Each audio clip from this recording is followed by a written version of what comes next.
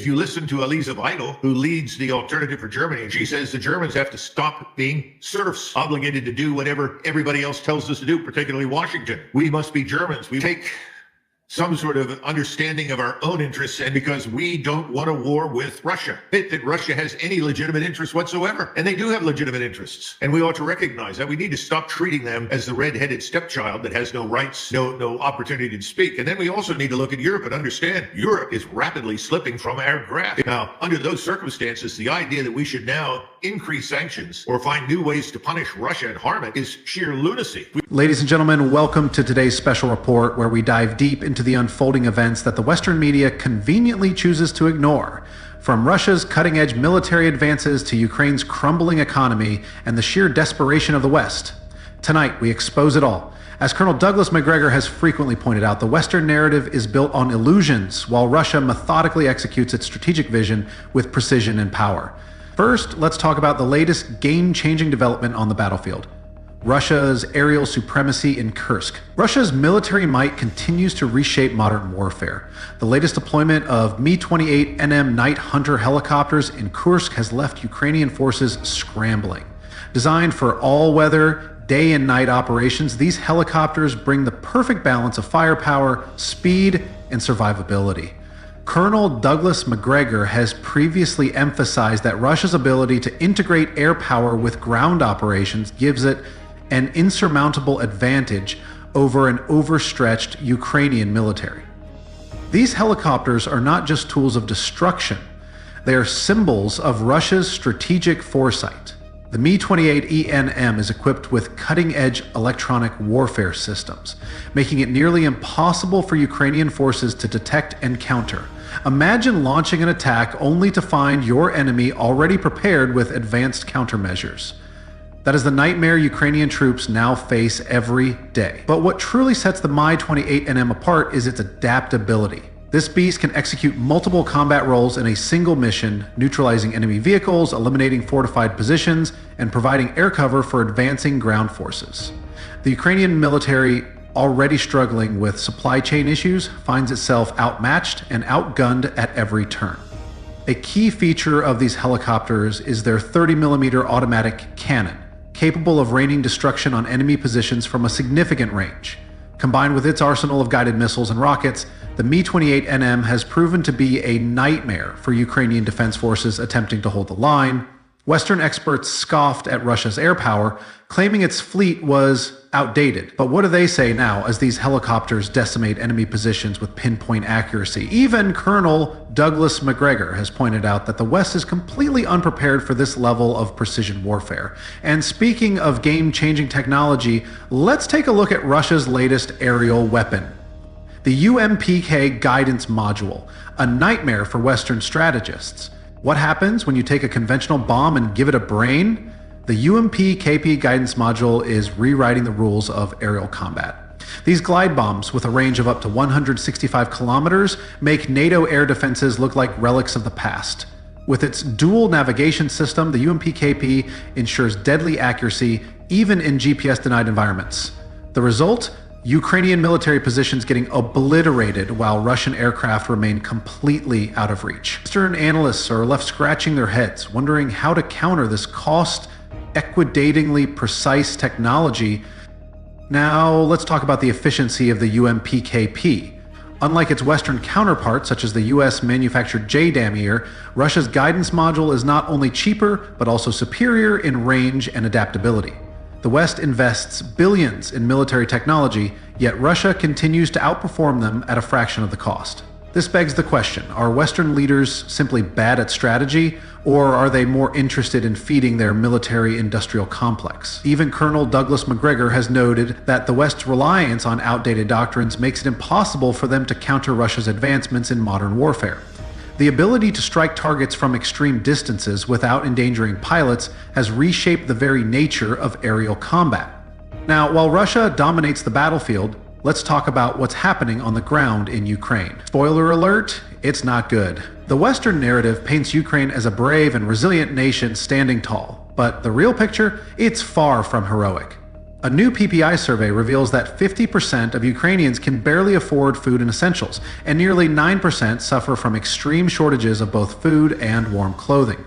And yet, the West insists on pouring billions into weapons instead of humanitarian aid. While Ukrainian leaders beg for more funds, their people continue to suffer.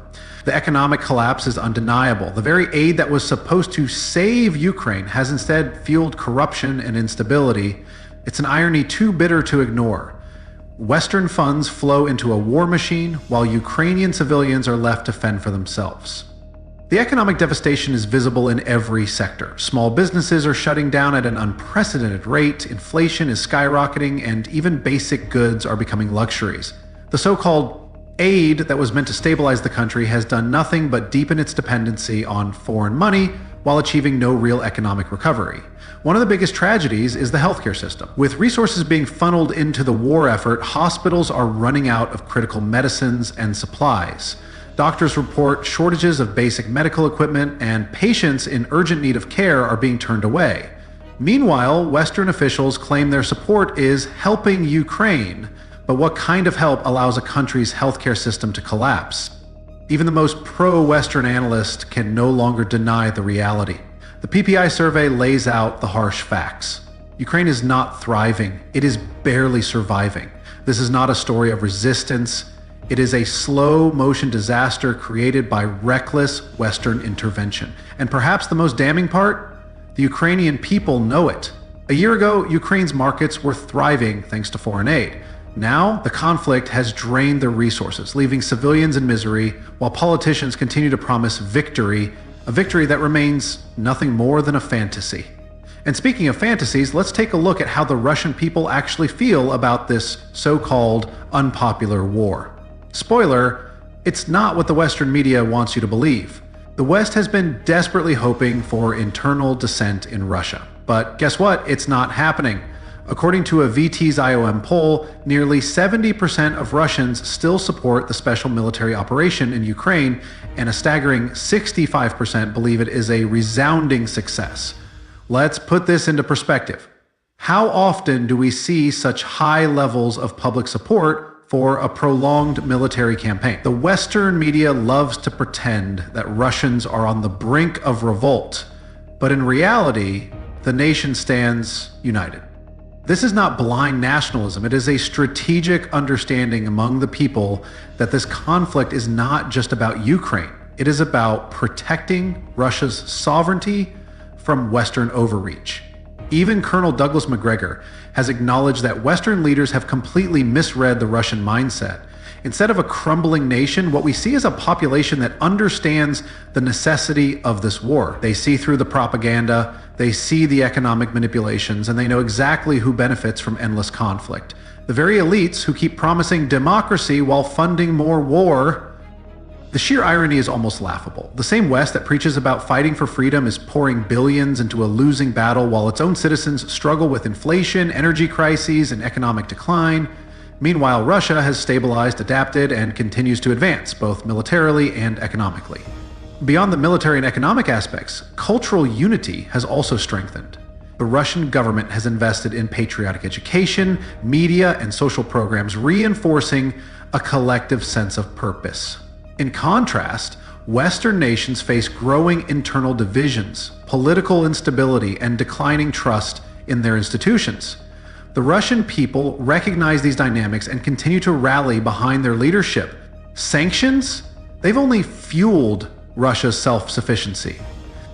The Western economic war against Russia has backfired spectacularly, pushing the country to develop independent industries, strengthen trade with non-Western allies, and reduce reliance on Western markets. The narrative that Russia is collapsing under the weight of its own war is nothing more than wishful thinking by Western policymakers who refuse to accept reality. The numbers don't lie, and neither does the resilience of the Russian people. Now, if Western governments are this clueless about public sentiment, imagine how badly they've miscalculated Russia's military strategy. Let's move on to the next major shift.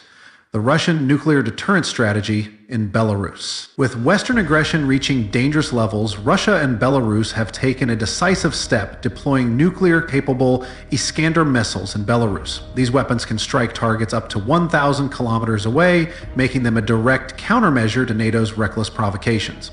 This is not just about military strategy. It is a clear message to the West. NATO has been encroaching closer and closer to Russia's borders, believing that Moscow would simply sit back and tolerate it. That illusion has been shattered. The deployment of these missiles ensures that any attack on Belarus will be met with overwhelming force, putting NATO on notice that its days of unchecked expansionism are over. And let's be honest, this is a situation entirely of the West's making. If NATO had respected its previous agreements, if the US had not instigated the Maidan coup in Ukraine, if European leaders had any real diplomatic foresight, we wouldn't be here today. But now here we are, and Russia has made it clear it will defend itself and its allies by any means necessary. Colonel Douglas Macgregor has stated time and again that Western arrogance is its greatest weakness. By constantly underestimating Russia, NATO has backed itself into a corner. Now, with a nuclear deterrent firmly in place, any Western attempt at containment becomes meaningless. The game has changed. This shift in nuclear policy also highlights a broader realignment in global security. Russia is strengthening its alliances with countries that reject Western dominance, forming new economic and military partnerships that will shape the next century. The balance of power is shifting, and the West is struggling to keep up. What does this mean for Europe? An uncomfortable truth. Nations that once relied on NATO's protection must now reconsider their security strategies. With the US distracted by internal conflicts and economic instability, European leaders are left to face a reality they never prepared for, a world where Russian influence is stronger than ever. By placing nuclear capabilities in Belarus, Russia has expanded its strategic depth, ensuring that any aggression from NATO will have immediate and catastrophic consequences. This is deterrence in its purest form. So what's next for the so-called peace talks between Russia and the West? The answer is simple. Russia is in control. The West must either acknowledge this reality or continue its downward spiral into irrelevance. As the West scrambles for a diplomatic solution, let's not forget they were the ones who fueled this war in the first place. Now, with Russia holding all the cards, any negotiation will happen on Russia's terms. Not Washington's, not Brussels', Moscow's. The pattern has been clear from the beginning. The West provokes, Russia responds decisively. And then the same Western leaders who created the problem suddenly plead for peace talks. But this time it's different. Russia is not just responding, it is actively shaping the future. Colonel Douglas Macgregor has frequently pointed out that the US and its allies have no viable path forward. They have exhausted their economic and military leverage, and now they are left grasping at straws, hoping Russia will agree to their terms. But why should Moscow compromise when it has already won? Western elites are now faced with an uncomfortable truth. Their dream of a weakened, fractured Russia is dead. Instead, they are witnessing the rise of a stronger, more unified, and more determined Russian Federation. And the best part? They have no one to blame but themselves. Western governments will have to reckon with the consequences of their failed policies.